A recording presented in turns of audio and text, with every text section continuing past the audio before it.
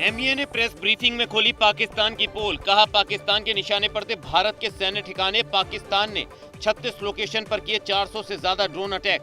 भारत की जवाबी कार्रवाई में सभी ड्रोन तबाह। पाक अपने यात्री विमानों को बना रही थी अपनी ढाल। एमईए ने प्रेस ब्रीफिंग में बताया पाकिस्तान ने कराची से लाहौर के बीच उड़ानें जारी रखी। हमले के बीच दमम से लाहौर फ्लाइट को लैंड कराया। भारत ने नागरिक विमान को नुकसान नहीं होने दिया।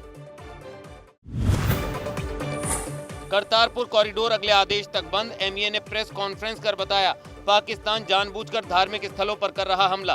पुंछ के 2 स्कूली छात्रों की पाकिस्तानी गोलीबारी में मौत। भारत ने ड्रोन से पाक का एयर डिफेंस रडार तबाह किया।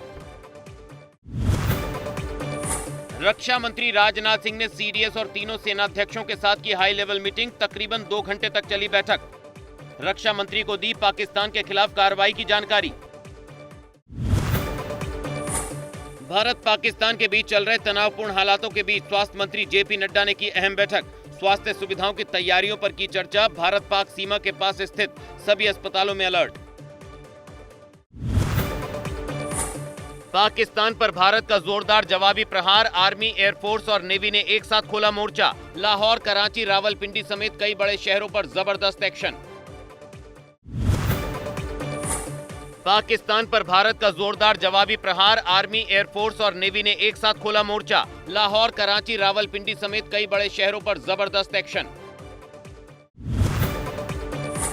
भारत के हमले से पाकिस्तान में बौखलाहट। पाकिस्तान की संसद में एक सांसद ने पीएम शहबाज को कहा बुज़दिल। कहा भारत के प्रधानमंत्री का नाम लेने से भी डरते हैं शहबाज। पाकिस्तानी सेना में उत्साह की कमी।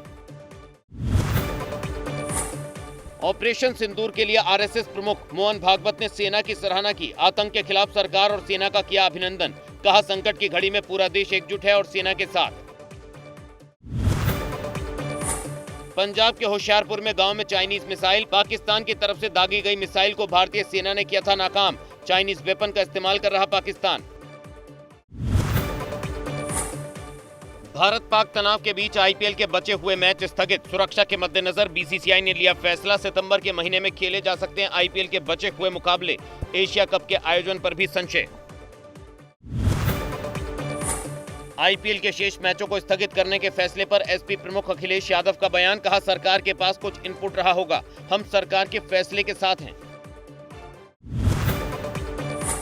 भारतीय सेना के हमलों से खौफ में पाकिस्तान। कसूर में सुरंग बना रही पाकिस्तानी सेना। लश्कर तैयबा का आतंकी सैफुल्ला कसूरी का बताया जा रहा कसूर में घर। अमृतसर में पाकिस्तानी मिसाइल का मलबा डिफ्यूज। रात में कुछ धमाकों की आवाजें सुनने के बाद अमृतसर के कुछ गांव में मिले थे मिसाइल के मलबे के टुकड़े। पाकिस्तान के नापाक हमलों का भारतीय सेना दे रही मुंहतोड़ जवाब। भारतीय सेना ने वीडियो किया जारी। पाकिस्तान के ड्रोन हमलों को पूरी तरह से किया विफल। पाकिस्तान की कायराना हरकतों का जवाब देगी भारतीय नौसेना। आज से 12 मई तक अरब सागर में भारतीय नौसेना का युद्ध अभ्यास।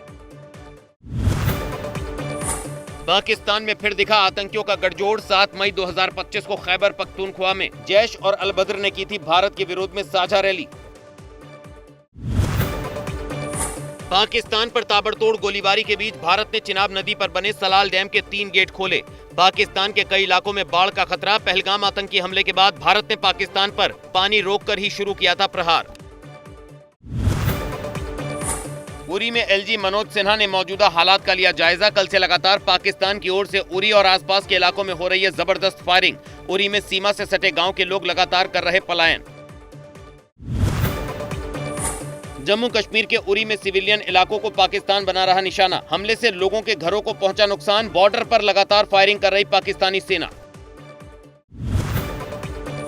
सीएम योगी ने पाकिस्तान पर बोला तीखा हमला। कहा पाकिस्तान अब अपने वजूद के लिए जूझता नजर आएगा। पाकिस्तान एक बेशर्म देश। आतंकी गतिविधि में उसकी सीधी भागीदारी। भारत हर हाल में विजयी है और रहेगा।